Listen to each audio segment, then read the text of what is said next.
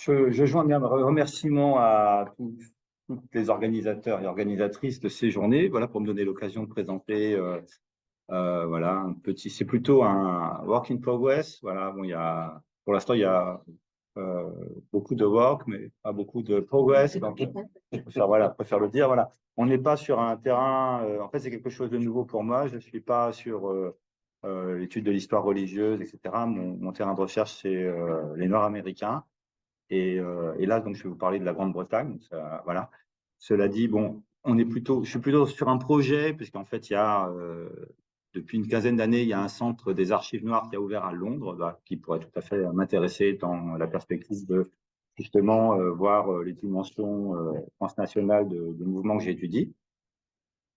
Et donc, je vais vous parler aujourd'hui de quelque chose qui sort peut-être un peu du cadre, voilà, des religions telles qu'on les discute, puisqu'on est sur un mouvement qui est, on pourrait dire, politico-religieux. Donc, c'est Nation of Islam. Donc, ma communication s'intitule euh, Mission internationale d'une nation, la nation d'Islam à Brixton, de 64 à nos jours. Elle a donc été souvent étudiée, je vais abréger en nation, dans la perspective des travaux pionniers de Eric Lincoln dans les années 60, hein, qui percevait ce groupe avant tout comme un groupe politique, hein, dans le cadre du mouvement des droits civiques, en lien avec la radicalisation des années du Black Power. Mais depuis une vingtaine d'années, les recherches se sont multipliées aux États-Unis pour redonner une dimension religieuse précisément à ce culte. Et dans ce cadre, les efforts missionnaires de la nation ont été extrêmement peu étudiés, en fait, peu documentés. Alors, à vrai dire, je n'ai trouvé qu'un seul article sur le sujet depuis 20 ans. Donc, je propose de l'aborder plus précisément à travers l'exemple de Londres, où la nation a connu quelques succès dans les années 90. Hein, donc, cet article donc, de Nuri Tinas proposait un récit de son développement à Londres, mais sans interroger dans sa réflexion les raisons de ses succès, ni sans discuter de son caractère éphémère, ce que je vais essayer de développer. Alors, la nation de l'islam trouve son origine dans le contexte du racisme américain, en lien étroit avec une tradition du nationalisme noir depuis le 19e, hein, particulièrement aussi avec l'héritage des organisations nationalistes des années 20, avec Garveyisme. Hein. Alors, on va se demander comment elle a réussi à s'implanter à Londres, sans lien donc avec cet héritage politique, et dans quelle mesure elle a trouvé à Londres ou pas un terreau favorable qui lui a donné ou pas la possibilité de former un clergé local. Qu'est-ce que ça applique aussi comme adaptation, hybridation, comme transfert, hein, et finalement, puisque cette expérience étrangère est restée assez marginale, comment expliquer un succès relatif? Alors, on va commencer par expliquer rapidement ce que c'est que la nation d'Islam, puis montrer comment elle a développé une vision internationale dans les années 60 et s'intéresser ensuite à ses missions à Londres. Alors, on s'appuie particulièrement sur les publications du groupe et sur différentes interviews qu'on peut trouver en ligne. Alors, l'origine de sa doctrine fondée en 1930 par Wallace Fard Muhammad, vous constatez qu'il c'est pas un Africain-Américain, hein, son origine est assez mystérieuse, peut-être Bangladais, peut-être pakistanais, hein, en tout cas, il a disparu mystérieusement après 1934, et c'est son successeur, Elijah Muhammad, qui a produit l'essentiel des écrits qui sont le corps de doctrine de la nation. Il se fonde sur une espèce de syncrétisme en s'appuyant sur des extraits de la Bible et le Coran dans la version proposée par la Ahmadiyya. Donc son idéologie, selon Kambiz Hanefasiri, est une synthèse du nationalisme noir et de théories religieuses, mais sa doctrine est absolument distincte et différente de l'islam. Qu'un rapport. Ainsi, par exemple, simplement, la nation affirme que Allah est apparu en la personne de Wallace Fard Muhammad en 1930 et que Elijah Muhammad est un prophète, au même titre que Mahomet. Elijah Muhammad désigne Fard comme, je cite, notre Dieu et Sauveur, le grand Mahdi, le Dieu Allah tout-puissant en personne. Donc cette croyance dans la venue de Allah à Détroit en 1930, qui n'est évidemment pas cohérente avec l'islam, on comprend, se double de la pensée des Noirs comme un collectif qui est le groupe africain-américain est le premier et le dernier créateur et possesseur de l'univers. Donc, les Africains américains sont présentés comme les descendants de la tribu de Shahabaz, une nation asiatique formée il y a 66 trillions d'années avant. Hein. Voilà. Donc, les Blancs sont une sous-humanité, le résultat d'expériences maléfiques du savant Yacoub qui donna naissance à une race inférieure au cours d'une sélection eugénique qui a duré plus de 6000 ans. Et la nation refuse absolument toute collaboration, particulièrement dans les années 30 aux années 50, avec les Diables Blancs. Donc, on comprend comment donc, la nation est née comme une réponse au racisme anti-noir américain. Et le choix, en fait, de l'islam marque le refus du protestantisme, hein, évidemment, puisque ce dernier était associé à la blancheur et au progrès, et que toutes les religions, d'ailleurs y compris au 19e, le catholicisme, toutes les religions qui ne rentraient pas dans le cadre étaient marginalisées.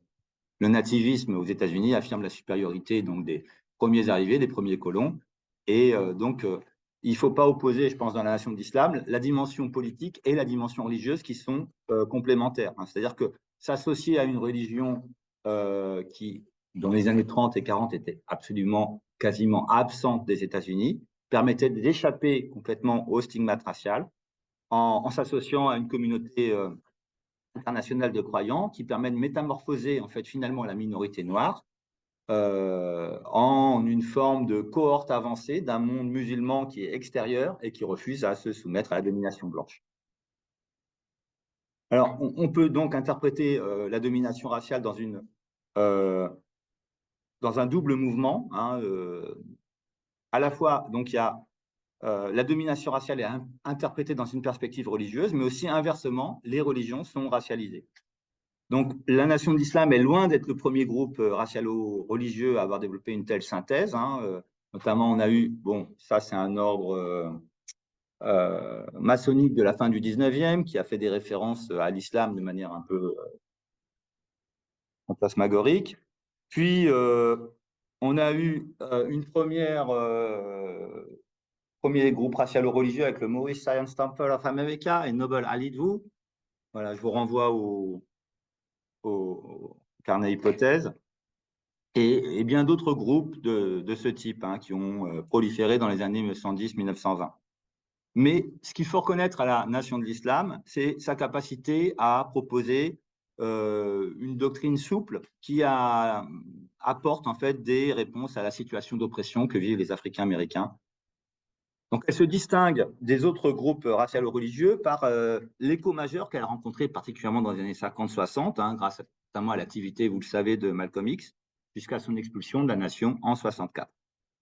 Le décès d'Elijah Muhammad en 75 conduit à une transformation de la nation et il va y avoir d'une certaine manière une bifurcation avec deux groupes principaux. D'un côté, le fils d'Elijah Muhammad, Wallace, qui va devenir Warit Muhammad, qui s'oriente vers un islam sunnite et qui abandonne progressivement tout ce qui séparait sa doctrine de l'islam orthodoxe, entre guillemets.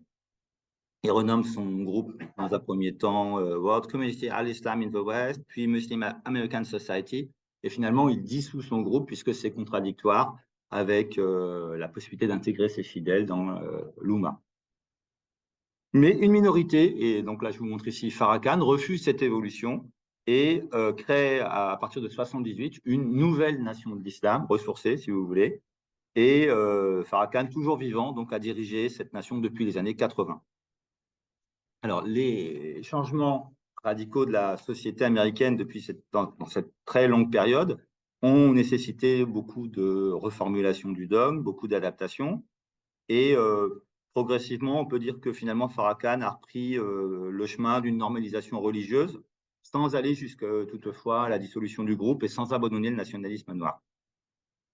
Mathias Gardel, que Emir me racontait qu'il était dans son laboratoire en Suède. Mathias Gardel constate que dans les années 80, il a orienté sa doctrine vers un islam beaucoup plus orthodoxe, hein, faisant de moins en moins allusion à Fard, ni au diable blanc, ni à l'apocalypse à venir. Hein. Il a notamment intégré la prière du croyant, la shahada, etc. Donc, il suit finalement les évolutions de la société américaine qui, si elle ne s'est pas débarrassée de ces discriminations, offre tout de même beaucoup plus de possibilités aux Africains américains à partir des années 80. Et de fait, une majorité désormais d'entre eux travaillent aux côtés des Blancs et à ce titre, le séparatisme radical des années 50-60 n'est plus de mise, n'est plus possible. Donc, après avoir voulu être la voix du ghetto, et alors que l'heure des mobilisations collectives semble complètement révolue, désormais, la nation oriente son discours vers un propos orienté vers la réussite personnelle, le succès entrepreneurial, etc. Alors, donc il vaut mieux, pour comprendre en fait la projection missionnaire de ce groupe à l'étranger, il faut prendre en compte ces évolutions des années 70 aux années 80, évolution de la doctrine, etc.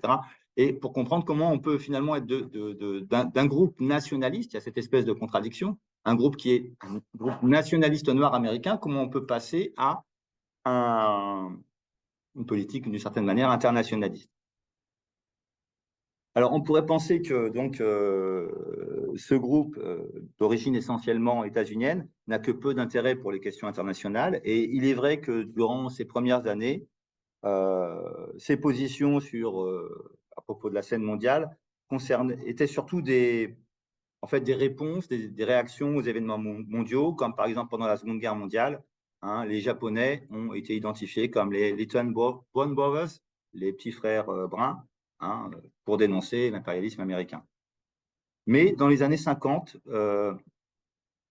un auteur a qualifié l'évolution finalement de la nation de l'islam vers un internationalisme efficace qui associe deux fronts. D'une part, le nationalisme noir, hein, dans une perspective transatlantique, et puis d'autre part, la recherche du lien et de la connexion avec les pays musulmans.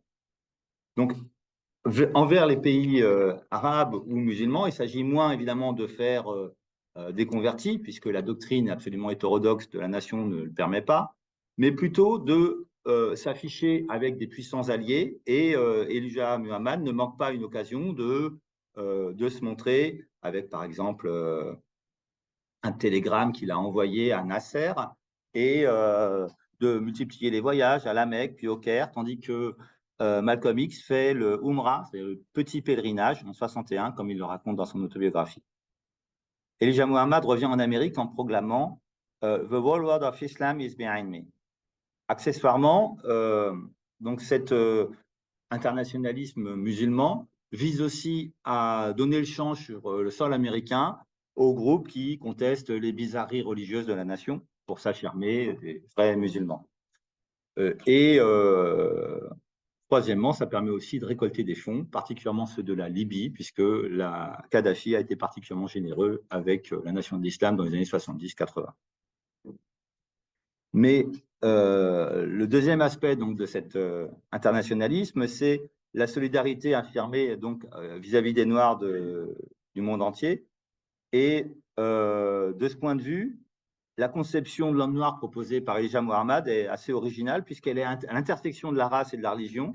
Et il définit ainsi l'homme noir comme the Asiatic Black Muslim Man, l'homme noir asiatique. Voilà, c'est une espèce de fusion puisque le premier musulman était noir et originaire d'Asie selon la nation.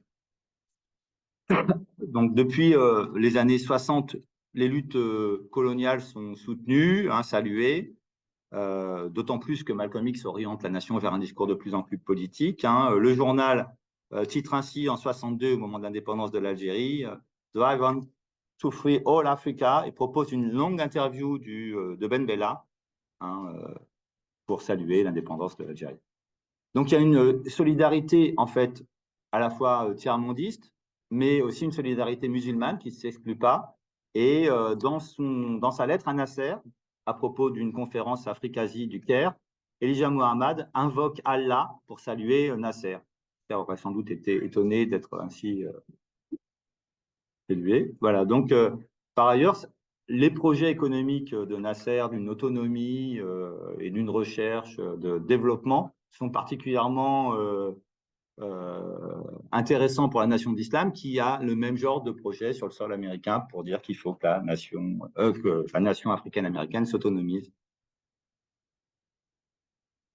Donc je vais passer maintenant aux premières entreprises de mission. Hein. Elles datent des années 60. Elles étaient en lien avec des Antillais immigrés aux États-Unis.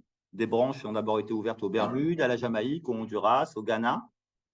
Après son départ de la nation en 64, Malcolm X a visité 2 fois Londres, hein, où les Afro-Caribéens ont été la cible d'émeutes raciales à Notting Hill en 58. Hein, Malcolm X a donné différentes conférences à la London School of Economics et à Oxford, et il y fait la connaissance du Trinitadien Michael de Freitas. Alors, ce Michael de Freitas se convertit, il se fait désormais nommer Michael X ou Michael Abdul Malik, et il fonde un mouvement qui s'appelle WAAS, Social Adjustment Action Society, une organisation donc, qui prend Malcolm X comme modèle. Elle a une brève existence, hein, comme le raconte un autre Trinitadien. Le RAS avait ouvert une maison communautaire dans un quartier du nord de Londres pour y tenir une épicerie, un restaurant, ses formations. Cependant, c'est un raid de la police en 70 qui met définitivement fin à cette expérience. Un autre critique, l'auteur jamaïcain Andrew Solclay, écrit dans The Trinidad Guardian, je vais accélérer parce que je n'arrive pas au vif de mon sujet. Excusez-moi, j'ai perdu ma ligne. Alors, il accuse en fait la nation de l'islam version britannique de singer les Noirs américains, mais aussi l'islam et le mouvement du Black Power ont un sens dans le contexte américain. Ici, c'est simplement de la pure fantaisie, plus proche d'Hollywood que de Chicago ou de Notting Hill. Alors, en tout cas, il est vrai et il a raison, c'est que la plupart des Afro-Caribéens restèrent à l'écart du race et des aigles noirs, comme s'appelait le mouvement de Michael X, et ils ont laissé extrêmement peu de traces, hein, en réalité. Donc, cette première expérience d'un Black Power britannique est restée très marginale, mais elle a été suivie par des projets missionnaires dans les années 80. Hein, il s'intègre notamment dans une espèce de compétition entre Warid Mohammad et Farrakhan.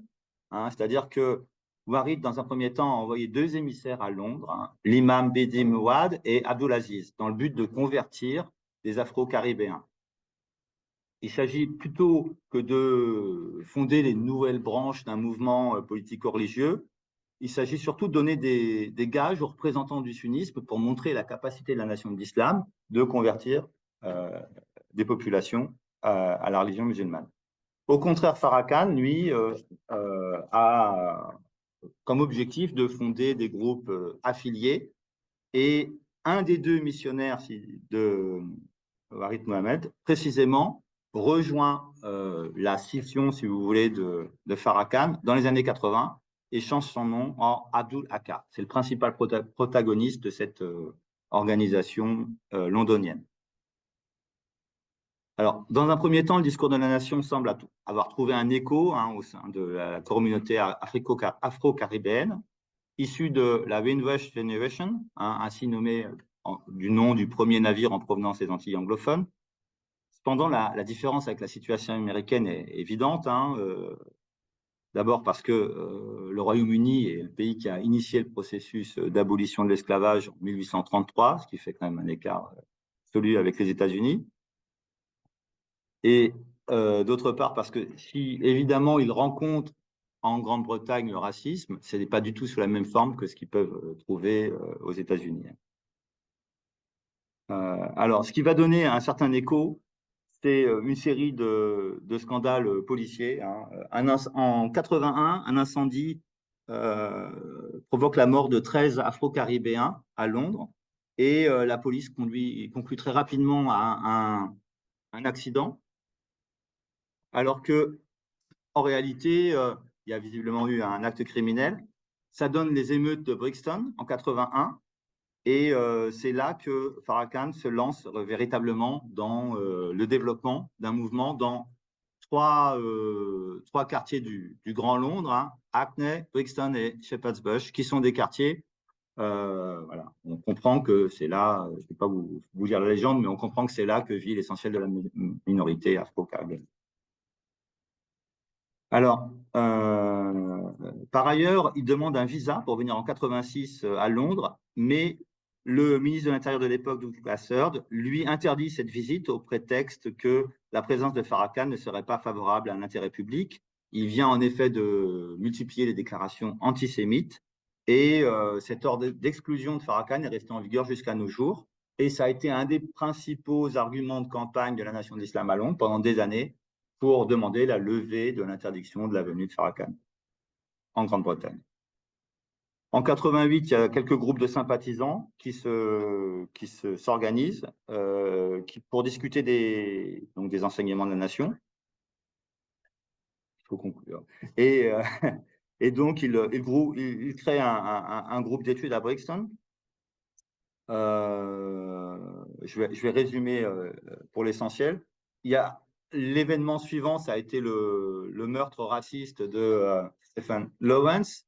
Et ça a été le moment essentiel, si vous voulez, où la nation de l'islam est apparue entre 93 et 98 à Londres, hein, parce que c'est ce crime raciste assez épouvantable d'un jeune qui avait à peine 18 ans et qui a été tué en plein jour, etc., a donné lieu à une nouvelle mauvaise enquête policière et à une campagne de presse contre les criminels de la part du Daily Mail, qui est un journal, on pourrait dire, centre-gauche, un espèce Et le Daily Mail a pris fait et cause pour Stephen Lawrence et sa famille.